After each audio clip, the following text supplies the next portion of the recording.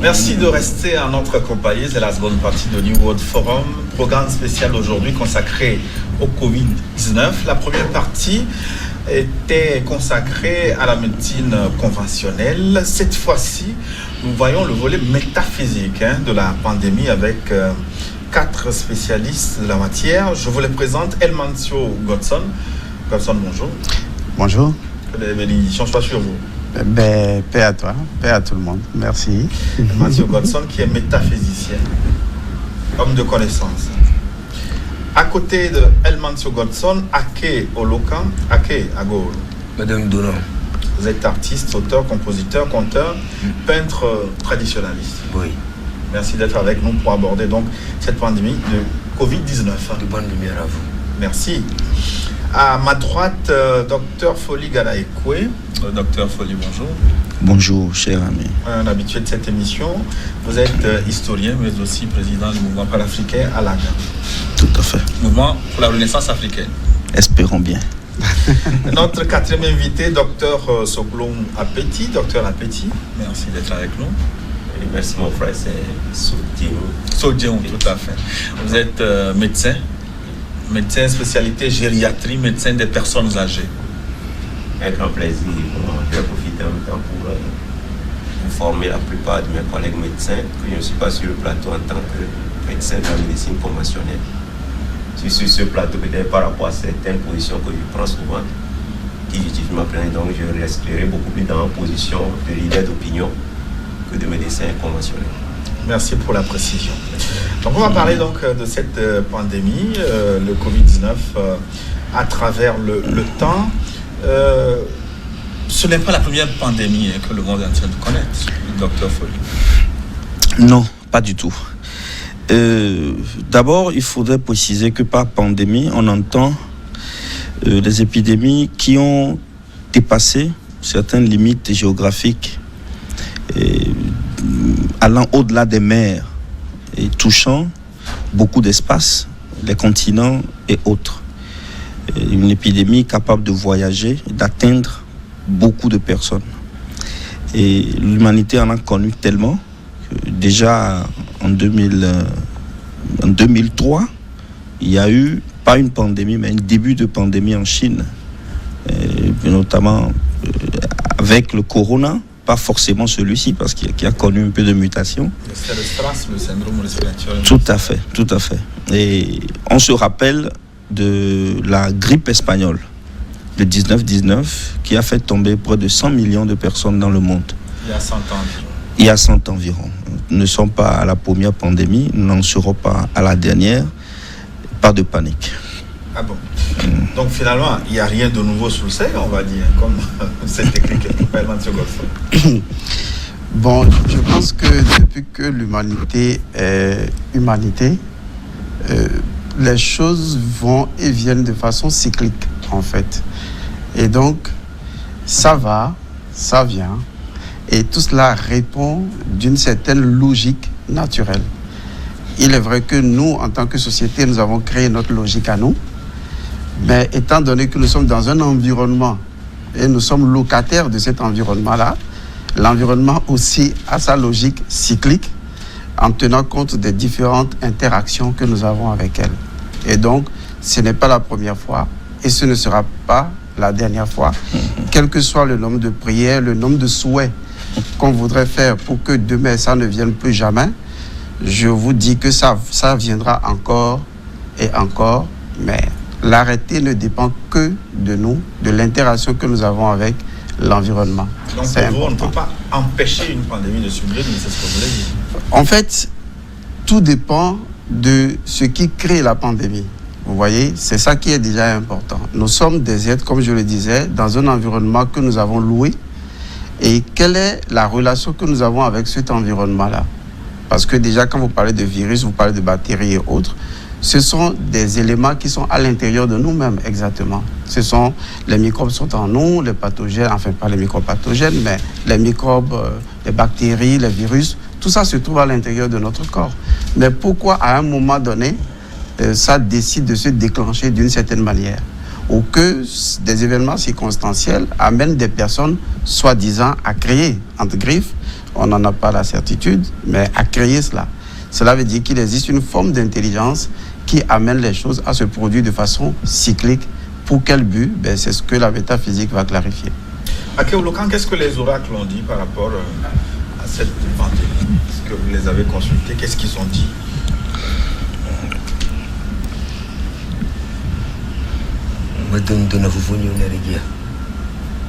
Le moissonneur est là.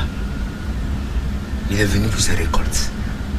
Que vous voulez ou pas, c'est l'âge de Noé, seuls les survivants qui vont partir. Pardon? C'est l'âge de Noé, seuls les survivants.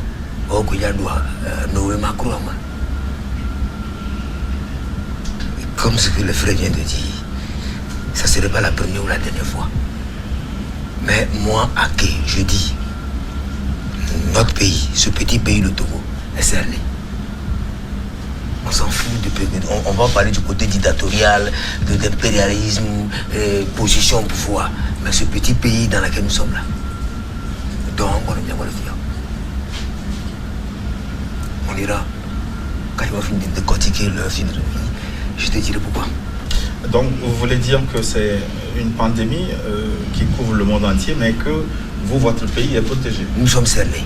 D'accord, vous nous expliquerez oui. Tout à l'heure pourquoi. Alors, docteur Apeti, les autres l'ont dit, c'est pas la première pandémie que le monde connaît, mais le cycle semble être un cycle de 100 ans. Bon, je vais dire que beaucoup de personnes y ont mangé quelques parties de biscuits. Généralement, on va voir depuis plus d'un millénaire que peut-être à chaque 100 ans, il y a une pandémie qui vient. Mais ça ne veut pas dire qu'il n'y a pas eu d'autres événements qui ont eu cette ampleur. Mais souvent, on a vu que au moins chaque 100 ans, il y a un événement qui vient. On se souvient, ne serait-ce que peut-être même en 2015, les épidémies qui ont essayé de commencer, qu'on a essayé de maîtriser. Ce que j'aimerais plutôt dire, c'est que par rapport à ce que disait Maître M. Godson, moi, il me dit qu'on vit dans un environnement où chacun se défend pour pouvoir survivre. Les microbes aussi, nous passons le temps aussi à les agresser. C'est-à-dire que ce soit vous avez pris des médicaments, vous avez lancé peut-être des bombes, vous avez utilisé des produits chimiques pour pouvoir peut-être mieux produire et manger. Eux aussi sont agressés. Donc de temps en temps, tout le monde, on est dans un combat perpétuel. Donc eux aussi s'organisent. Peut-être hier on était des amis, mais aujourd'hui, parce que vous les avez agressés, ils vont essayer d'une manière ou d'une autre de trouver des mécanismes pour pouvoir survivre. Et maintenant, si vous étiez des amis et ils permettaient de vivre en communion avec eux, et aujourd'hui vous les avez un peu dénaturés, vous allez vous rencontrer, mais vous ne serez plus des amis, ils vont vous agresser. Et nous tous aussi, comme il le disait le traditionnaliste, nous sommes obligés aussi de se battre pour retrouver un nouveau équilibre. Donc c'est de cette manière que moi je vois plutôt la chose.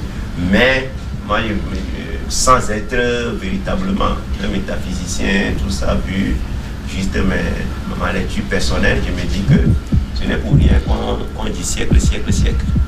Donc il faut des événements pour marquer les siècles. Et je pense qu'on doit pouvoir comprendre comme ça qu'il faut toujours des grands événements pour marquer les siècles. Alors, comment les cycles sont-ils décidés? Je ne sais pas qui a la réponse à cette question, puisque vous avez dit que c'est cyclique. Bon, si vous voulez, je commence et Godson va... D'accord. Alors, il existe différents types de cycles. D'abord, nous devons distinguer dans notre règne l'homme de l'animal, du végétal et du cosmos en général. Le cosmos a ses cycles.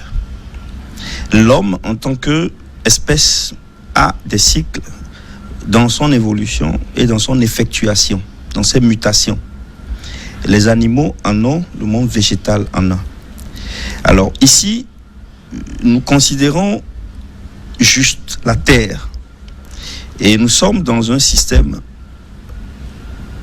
ce que nous appelons un petit système solaire, avec un soleil central qui définit déjà un certain nombre de cycles cosmiques. Mais à l'intérieur du globe, il y a ce qu'on appelle, au-delà du cycle de la Terre elle-même, il y a la progression des différentes variantes. Et je crois que l'épidémie ou la pandémie du corona peut s'expliquer à travers l'évolution des variantes d'Homo sapiens que nous sommes. Cela ne va pas vous échapper que le virus, selon les déclarations des scientifiques chinois, le virus pénètre et attaque l'individu à travers des enzymes qui sont propres à ceux qui sont végétariens ou qui consomment beaucoup du riz. C'est-à-dire, nous serions en présence d'un ethnovirus, un peu comme les ethnovirus qui ont été développés en Afrique du Sud contre la race noire durant l'apartheid. Il se peut que ce soit un ethnovirus fabriqué parce que nous ne sommes pas avec un virus qui est naturel. Mais les médecins ont dit tantôt sur ce plateau qu'il n'est pas possible de fabriquer un virus. Si un médecin vous dit qu'il n'est pas possible de fabriquer un virus, contrôlez s'il est biologiste. S'il est biologiste, contrôlez s'il est microbiologiste. Parce qu'aujourd'hui, la technologie microbiologique montre que les virus, les parasites, les bactéries, les champignons peuvent subir des modifications génétiques. Les laboratoires P4 ou P3 qui existent un peu partout dans le monde, qu'est-ce qu'ils font selon ces médecins? Les laboratoires sont, les P4, le niveau 4, sont des enceintes où on manipule, on modifie génétiquement les virus.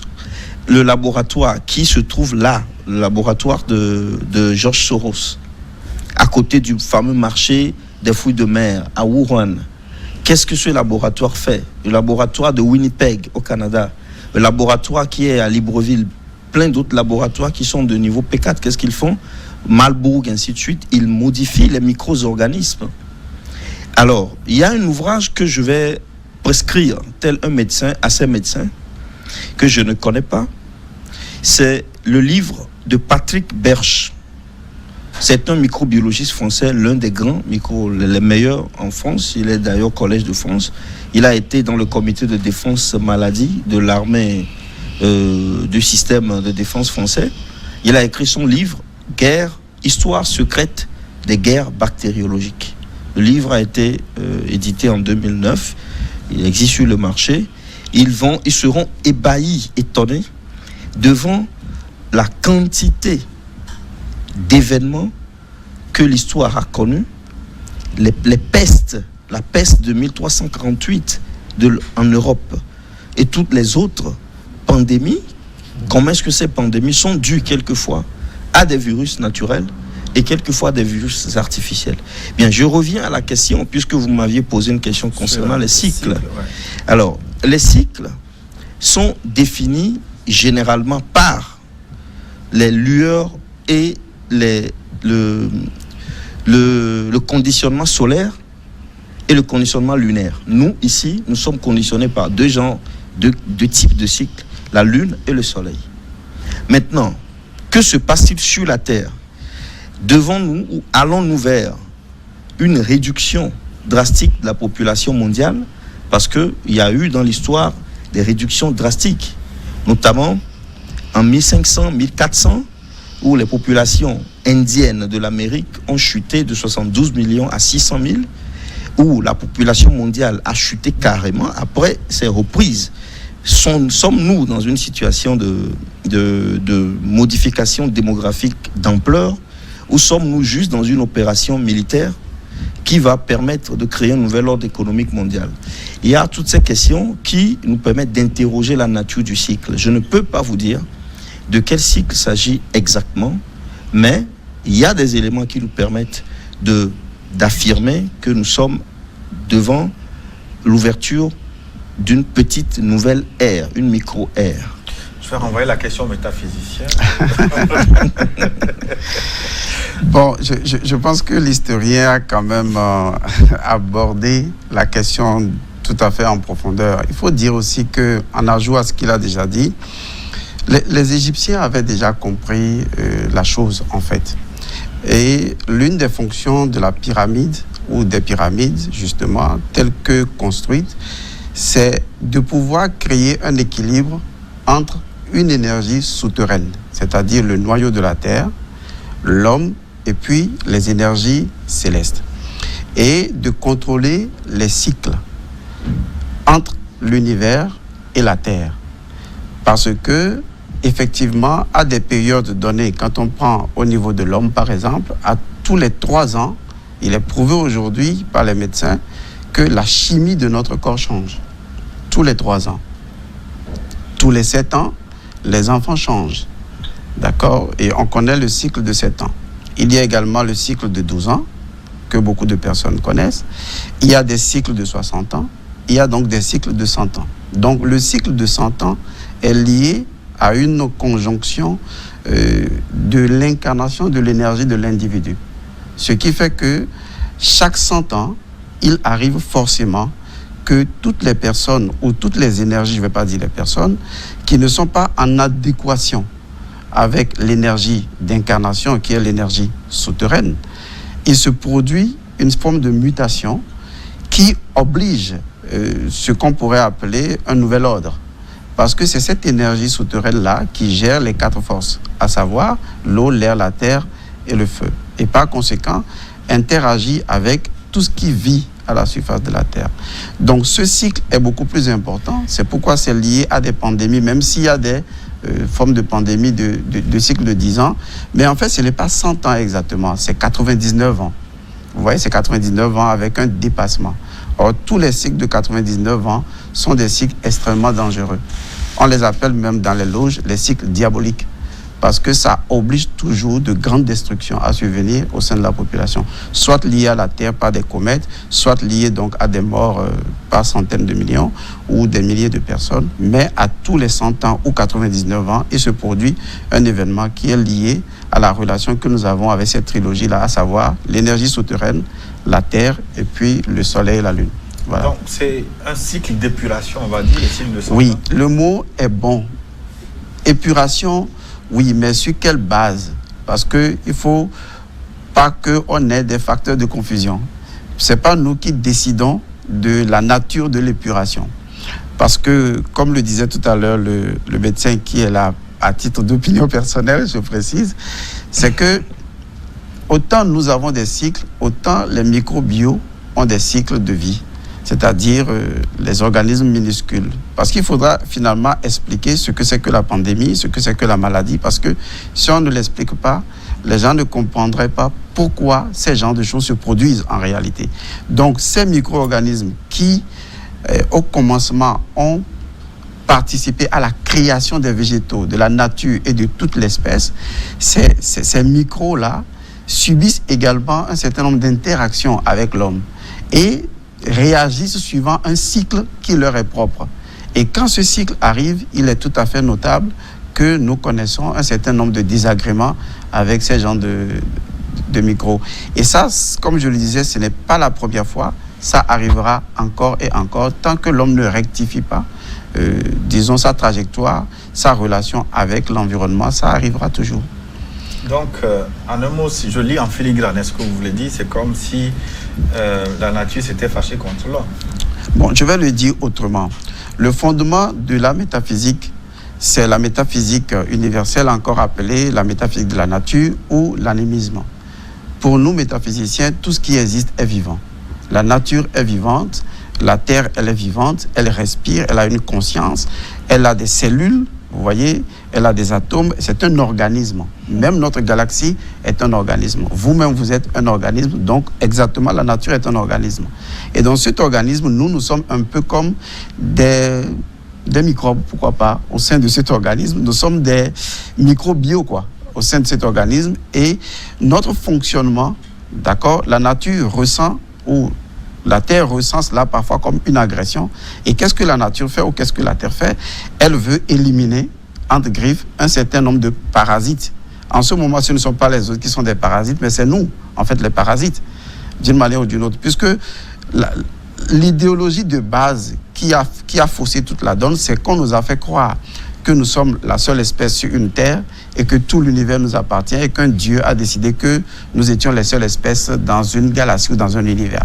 Il faut arrêter ça, il faut arrêter ce nombrilisme-là et commencer à comprendre que autant nous sommes grands pour des entités terrestres, autant nous sommes minuscules pour d'autres entités qui, en fait, nous considèrent de la même façon que nous considérons les virus et les microbes. Donc l'homme n'est pas la mesure de toute chose. Non, il faut arrêter ça. Bon, je ne sais pas sur quelle base.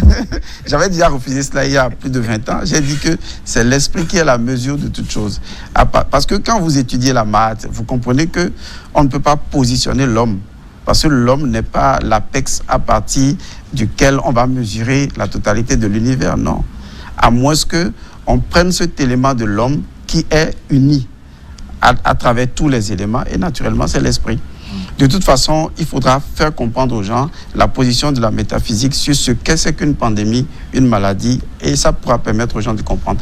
Mais les hommes sont également, comme je le disais, des microbes, des agents pathogènes, et quand vous devenez trop pathogène, eh bien, c'est normal que la nature veuille faire des compressions ou des réductions du personnel.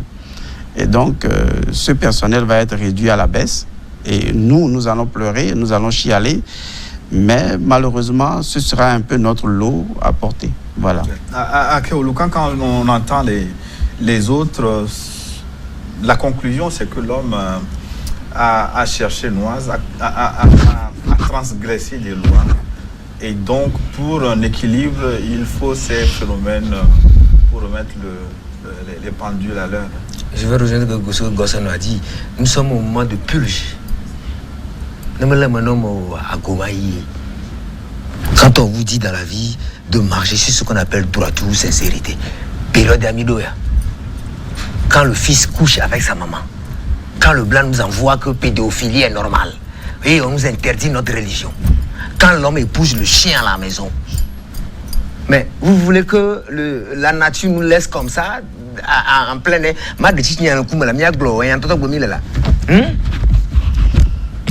Vous voulez qu'on soit comme ça en plein air? C'est le moment de purge. Seuls les élus, si tu n'es pas élu là, tu es épargné.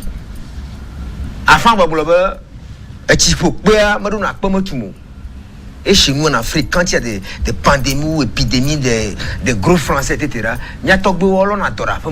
on fait purification du village. Tout ce qui vient de l'extérieur, chez les Blancs, on accepte bêtement. Nos frères garçons se font baiser par des gens ici dans ce pays, homosexualité. Laissez le gros Français, garçon. Et parlons terre à terre pour la jeunesse. Laissons l'analyse. De gros Français.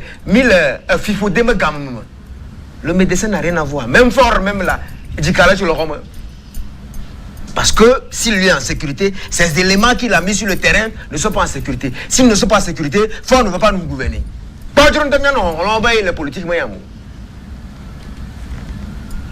Moi, ce que je vais dire au chef d'État, il ne faut jamais légaliser l'homosexualité dans ce pays. C'est la base de toute chose.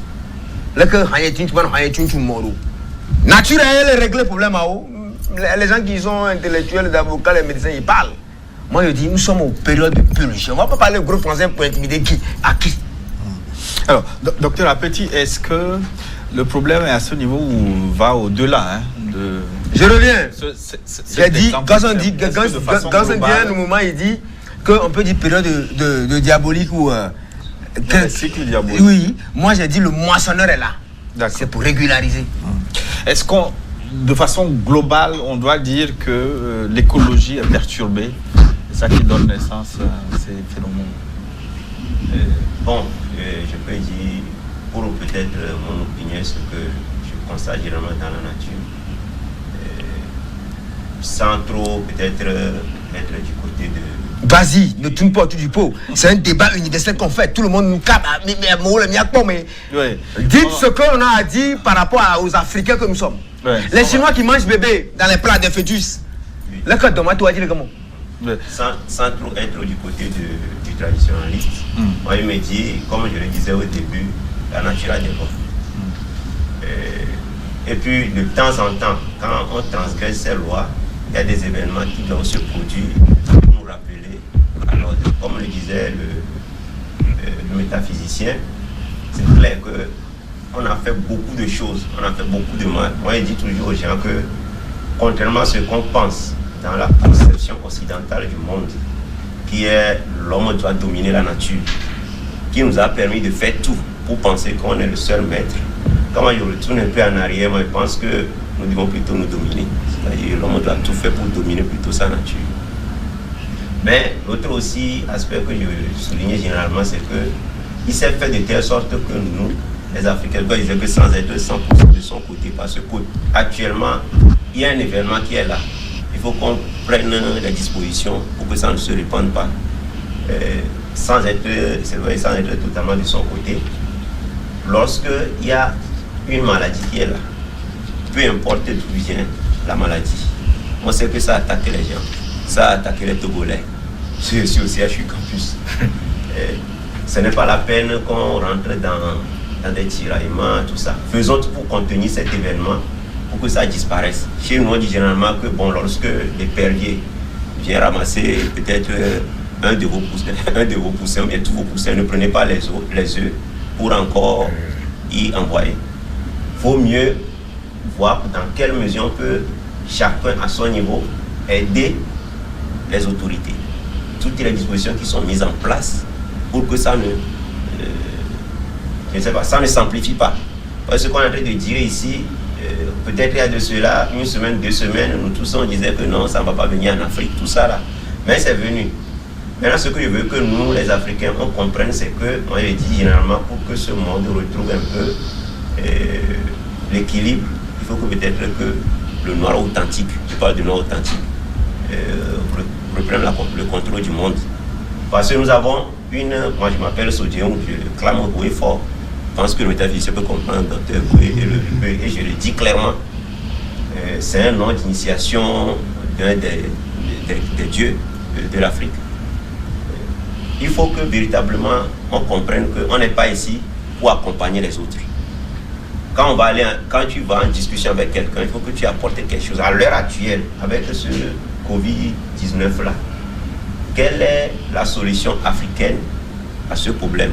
Je pense qu'on a tout importé. Aujourd'hui, on attend que le plan Salvateur nous apporte la solution.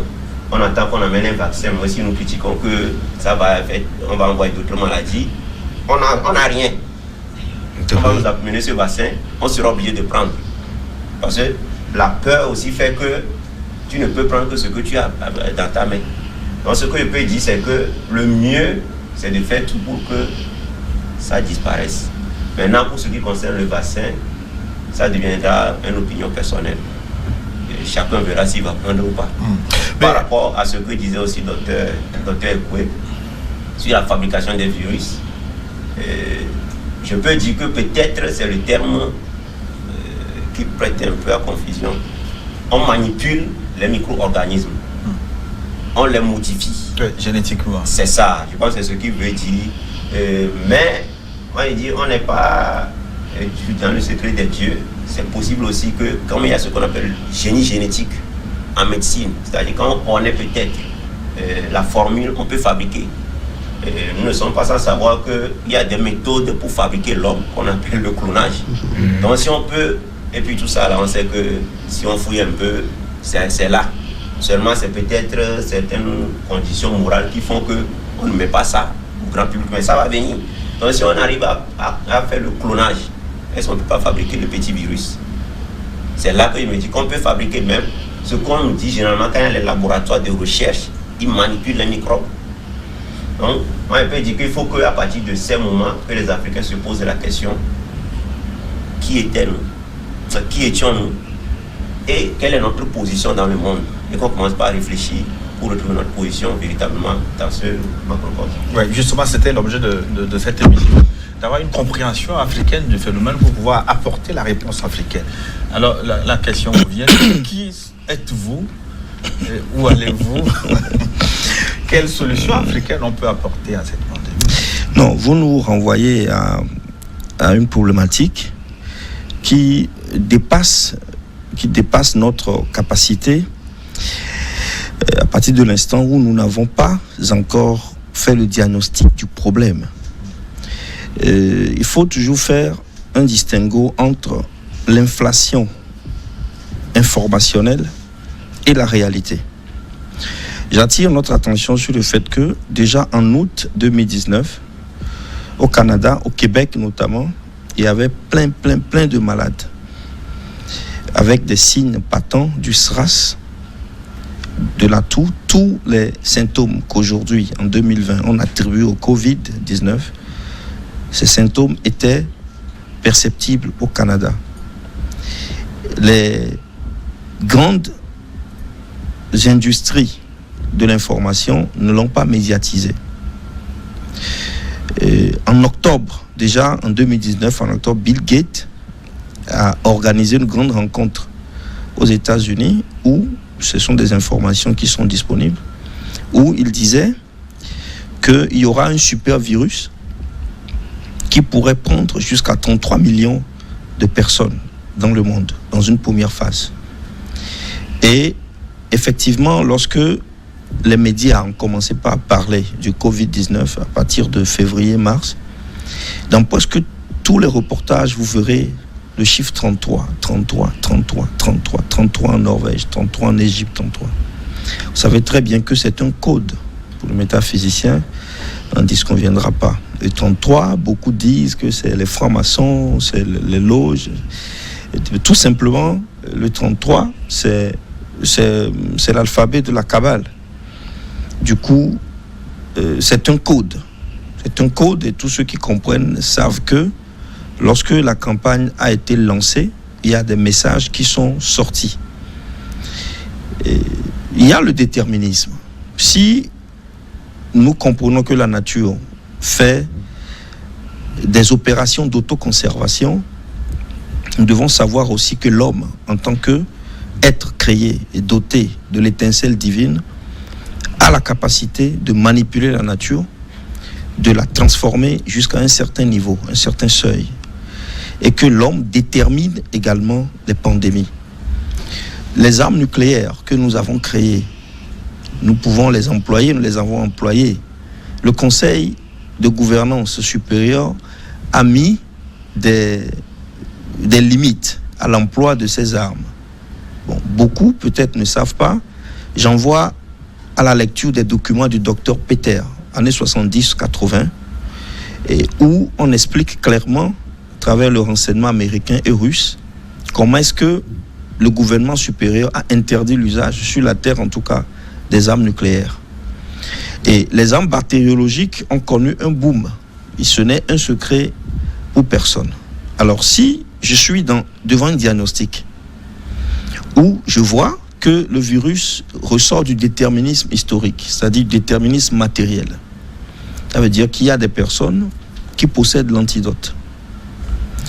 Ça veut dire que si ces personnes ont pu mettre en place in vitro un virus, ont pu le lancer sur la scène et ont pu voir un peu les effets du virus, ce n'est pas la peine que nous fassions des incantations. C'est parce que la nature a permis que ce virus se propage. Et là, ça rejoint un peu la thèse ontologique, la thèse de la métaphysique. Parce que si nous violons les lois du monde végétal, nous les violons. Normalement, il y a des êtres qu'on ne doit pas cultiver sur la même portion de terre. Quand vous le faites, vous générez des maladies qui viendront. Il y a des pratiques humaines qu'on ne doit pas faire. Il y a un certain nombre de viandes qu'on ne doit pas manger ou de combinaisons, mais nous mettons tout dans l'industrie et nous vendons un peu partout. La terre est devenue comme une zone de non-loi où nous faisons tout ce que nous voulons. C'est normal que les maîtres qui ont reçu un pouvoir délégué à un moment donné puissent créer des êtres et des organismes pour punir un peu et pour remettre les choses en ordre. Mais ce sont des thèses, c'est de la construction, c'est une vue de l'esprit. Moi, je dis que pour connaître la réponse à ce fléau, il faut d'abord faire son diagnostic. Et je constate malheureusement, en tout cas ici, dans nos pays, qu'il n'y a pas encore de diagnostic sérieux qui a été fait. Et je vais m'arrêter ici en citant un fait. Pourquoi je crois qu'on n'a pas encore fait de diagnostic? Au lieu du diagnostic, il y a la peur. Il y a la panique. L'ampleur des décisions, des décisions qui sont vouées ou qui sont finalisées à ce qu'on a appelé les techniques de barrière est telle que on se demande où se trouve dans tout ça la maladie. Nous voyons les banques fermées, les rues désertes, un peu partout dans le monde. Mais nous ne voyons jamais de malades. Nous ne voyons jamais. Personne, en tout cas, ne peut nous dire où c'est quoi ce virus, comment il est venu, comment il fonctionne. Aujourd'hui, si un protocole de l'OMS nous dit, avant de vous saluer, vous devez soulever votre chemise, vous allez voir, les gens vont le faire. Si un protocole de l'OMS nous dit, tel que le virus évolue, pour se saluer, il faut enlever les chaussures, on va le faire. Alors ça devient, vous allez m'excuser, un processus de crétinisation du monde. Moi, dans ma posture de scientifique aussi, j'interroge les faits. 2 événements et je m'arrête. Puisque vous voulez parler du diagnostic, je me déclare incompétent pour proposer diagnostic, pour proposer une solution, puisque le diagnostic n'a pas encore été fait. Entre le 17, le 18 et le 27 octobre 2019, il y a eu ce qu'on appelle les Jeux militaires mondiaux. Les masses médias n'en parlent presque jamais. Quand il y a les Jeux olympiques, tout le monde sait. Quand il y a la Coupe du monde, tout le monde sait. Ça veut dire quoi, les Jeux militaires mondiaux? Ça veut dire que toutes les armées du monde, presque tous ou toutes, envoient des athlètes qui sont des militaires dans une capitale et ils font des jeux. L'athlétisme, le cyclisme, ainsi de suite, la natation, comme vous savez. Ça a eu lieu en 2019, du 18 au 27 octobre. Et on a remarqué, il y a un fait très important qui est passé inaperçu, c'est que les Américains, les athlètes américains, qui naturellement sont les premiers ou les deuxièmes, ont eu une piètre performance. Et ils sont arrivés en position de 35e derrière des pays comme la Slovénie. Jusqu'à ce que la presse locale chinoise ait dit que les soldats américains sont des soldats à la sauce de soja. Mais le renseignement chinois a fait des enquêtes. Et ils ont découvert que soit ce ne sont pas des athlètes, soit ce sont des athlètes qui sont tous malades. Et ils avaient tous les symptômes qu'aujourd'hui on attribue au Covid-19. Les Jeux ont eu lieu à côté du fameux marché de poissons à Wuhan, à côté du laboratoire de George Soros, de P4. Et partout dans les autres foyers du monde, où à partir de février, on a remarqué qu'il y a le virus, c'est toujours des foyers où il y a soit des bases militaires américaines, soit des bases de l'OTAN, c'est-à-dire de l'OTAN. Et c'est dans les milieux militaires que le virus, je crois, s'est propagé. Alors, nous sommes en présence d'une affaire qui est artificielle. Même si la souche du virus est naturelle, il a été modifié et ça poursuit un but. Mais moi, je m'interroge sur l'objectif de la pandémie. Sur quel est l'objectif qui est visé. C'est un objectif d'ordre sanitaire. Va-t-on proposer d'autres types d'approches à la santé dans le monde? Ou est-ce un objectif d'ordre économique seulement? C'est-à-dire, va-t-on modifier l'ordre économique sous-régional, régional, mondial? C'est ce qui, apparemment, nous interpelle. D'accord. Emmanuel Macron a dit, et je m'arrête vraiment, dans son interview, il a dit que nous sommes à la première phase et où le virus ne touche que les personnes âgées et que ce n'est que le début, parce qu'il y aura peut-être une deuxième phase où ce sera les jeunes. Donc vous voyez que nous ne sommes pas au début de la fin de nos surprises.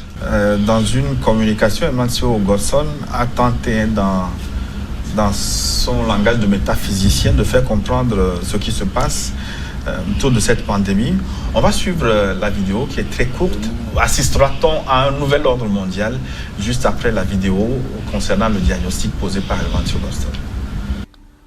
Cette étrange situation cyclique qui frappe actuellement le monde avec son lot de tragédies doit être acceptée avec compassion et amour.